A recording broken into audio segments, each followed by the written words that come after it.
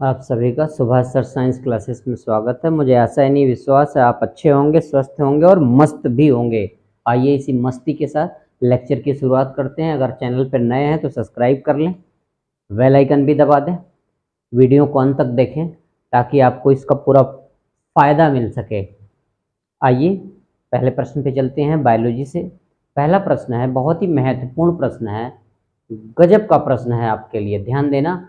और जैसे हम प्रश्न पढ़ेंगे उसके बाद विकल्प को जब तक दोहराएंगे, चारों विकल्प पढ़ेंगे, इसमें आप अपने मन में देख ये कर लें कि कौन सा विकल्प सही है। फिर जब हम बताएं तो टैली करें कि हमारा विकल्प सही था कि नहीं। इससे आपकी अपने खुद की तैयारी का अंदाजा लग जाएगा। आइए पहला प्रश्न है, स्क्रीन पर देखिए।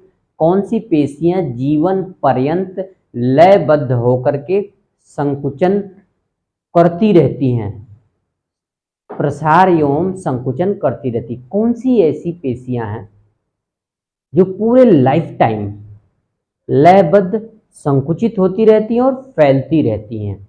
तीनों पेशियों के नाम आपको दिया है। पहला विकल्प है ऐच्छिक पेशियां, दूसरा है अनैच्छिक पेशियां, तीसरा सी है हृदय पेशी, चौथा है उपरोक्त सभी। तो आपको पता है सिकुड़ने और फैलने का काम कौन करता है? हमारा हृदय करता है, हार्ट करता है। तो इसका सही विकल्प जो है सी वाला है। कौन सा विकल्प सही है? सी। सी कौन सा उत्तर है? हृदय पेशी। हमारे शरीर में हृदय पेशी एक ऐसी पेशी है जो पूरे लाइफ टाइम लयबद्ध संकुचित होती रहती है और फैलती रहती है। तो इसका सही उत्तर होगा हृदय पेशी। सी वाला विकल्प सही है। बात समझ गए होंगे। इनमें हृदय पेशी, तीसरा वाला विकल्प सही है, सी वाला। अगले प्रश्न पे आइए। शरीर को ढकने वाला ऊतक है, शरीर को हमारे ढकने वाला ऊतक कौन सा है? पहला है एपिथेलियमी, दूसरा है तंत्रिका, तीसरा है पेशी, चौथा है संयोजी। तो इधर से आप ध्यान दें, संयोजी, तंत्रिका और पेशी ये हमारे इंटरनल आंतरिक हैं। ये हमारे क्या हैं? आंतरिक ऊतक हैं। इसमें बाहर ढकने वाला ऊतक पहला वाला है, एपिथेलियमी ऊतक, जो हमारे एपिडर्मिस का, त्वचा का निर्माण करता है। जिस त्वचा से, स्किन से हमारी शरीर ढकी रहती है, वह किस ऊतक की बनी होती है? एपिथेलियमी ऊतक की बनी होती है। तो इसमें शरीर को ढकने वाले ऊतक का सही विकल्प है पहला वाला, ए विकल्प सही है, एपिथेलियमी। ये ऊतक सही है।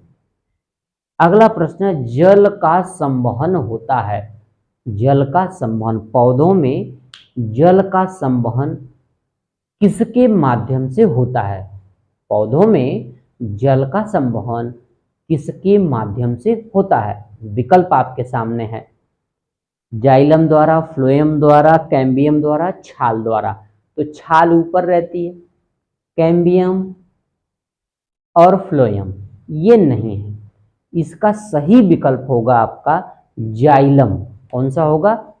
ए वाला जाइलम। क्यों? क्योंकि आपको पता है जाइलम जड़ से, जाइलम जड़ से, जाइलम जल, जड़ के अंदर से मिट्टी तथा खनिज लवण अवशोषित करके पौधे के ऊपरी भागों तक पहुंचाता है। ये मिट्टी के अंदर का जल तथा खनिज लवण जो होता है वह जाइलम के माध्यम से, जाइलम ये संवहन बंडल होता है, संवहन ऊतक होता है, इस जाइलम ऊतक के द्वारा ही ऊपर तक पौधे के सभी भागों तक जाता है। तो जल का संवहन किसके द्वारा होता है? जाइलम के द्वारा। ए वाला विकल्प सही है। फिर उसी से रिलेटेड देखो, अपोजिट क्वेश्चन है, भोजन का किसका है? भोजन का संवहन करता है। यहाँ पे आपके पास विकल्प दिया है जाइलम, एधा, कॉर्टेक्स और फ्लोएम। तो जाइलम जल का करता है तो ये तो होगा ही नहीं। एधा और कॉर्टेक्स ये है नहीं। क्यों? क्योंकि जाइलम और फ्लोएम दो ऐसे संवहन बंडल हैं, जाइलम जल का संवहन करता है और फ्लोएम भोजन का संवहन करता है। तो इसका डी वाला विकल्प सही। कौन सा विकल्प सही है?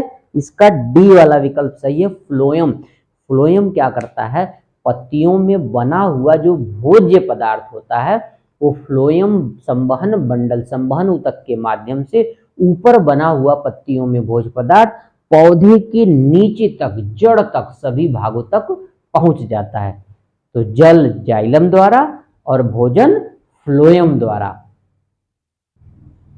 अगला प्रश्न पे आइए। निस्साल के कण पाए जाते हैं, निस्साल के कण पाए जाते हैं, निस्साल के ग्रेन्यूल्स जो है कहाँ पाए जाते हैं? तो इसमें विकल्प है रक्त में, लसिका में, तंत्रिका में, वलकुट में। तो रक्त में तो आपको पता है आरबीसी, डब्ल्यूबीसी प्लेटलेट्स होती है, तो निस्साल कण है ही नहीं है उसमें। लसिका छना हुआ रुधिर है, इसमें भी नहीं है। यहाँ पे बलकुट में है ही नहीं, क्योंकि बलकुट आप जानते हैं पेड़ पौधों की कोशिकाओं में होता है बलकुट। यहाँ पे एक तंत्रिका कोशिका है, तो इसका सही विकल्प है मतलब सी वाला, निस्साल के कण तंत्रिका कोशिका में पाए जाते हैं। आपको पता होना चाहिए कि जो साइटोन होते हैं, कोशिका काय होते हैं, इन कोशिका काय में केंद्रक, तंत्रिका ऊतक के अलावा ये निस्साल के कण बहुत मात्रा में, छोटे छोटे कण होते हैं, ये बहुत मात्रा में पाए जाते हैं। किसमें? तंत्रिका ऊतक। इसका सही विकल्प है तंत्रिका ऊतक। कोई पूछे तंत्रिका ऊतक में कहाँ होता है तो बता देना कोशिका काय, हिंदी है, इसकी इंग्लिश होती है साइटोन। इंग्लिश क्या होती है? साइटोन। साइटोन में ये निस्साल के कण पाए जाते हैं। ये साइटोन का किसका भाग होता है? तंत्रिका तंत्र का भाग होता है, तो इसलिए इसका सही विकल्प है तंत्रिका तंत्र। तो इस तरीके से आपने देखा, एक बार रिपीट कर लो। पहला प्रश्न है लयबद्ध जीवन भर होती रहती हैं हृदय पेशियां। लयबद्ध कौन होता है जीवन भर? हृदय पेशियां। शरीर को ढकने वाला ऊतक एपिथीलियम। जल का संवहन जाइलम।